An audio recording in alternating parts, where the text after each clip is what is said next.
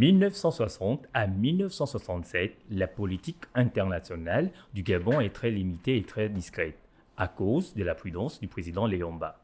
Elle ignore les pays arabes africains et est très timide vis-à-vis des autres pays du continent. Ce n'est qu'à partir de 1970 que le Gabon s'ouvre à ces pays.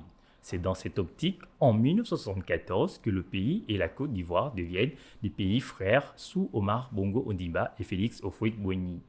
La première coopération entre les deux pays commence avec la signature d'un accord de la coopération culturelle le 6 juin 1974 à Franceville, dans le sud-est du Gabon, suivi d'un autre accord portant création d'une grande commission mixte de coopération ivoiro-gabonaise, un en matière de télécommunications, un accord commercial signé le 7 juin 1974, toujours à Franceville. En gros, plusieurs autres accords seront signés entre 1977 et 2002.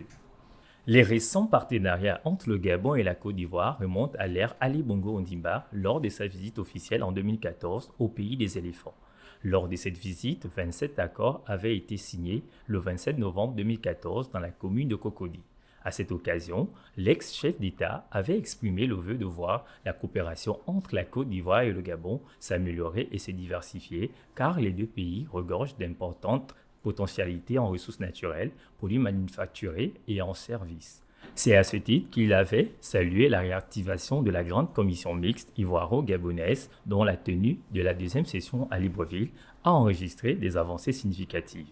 Les deux pays enregistrent une bonne progression des échanges commerciaux qui se sont multipliés par 10 en 5 ans pour atteindre plus de 400 milliards de francs CFA en 2013. Toutes choses qui devraient contribuer à conduire les deux pays vers leur ambition commune d'atteindre l'émergence à l'horizon 2020 pour la Côte d'Ivoire et 2025 pour le Gabon, et le raffermissement de leurs relations.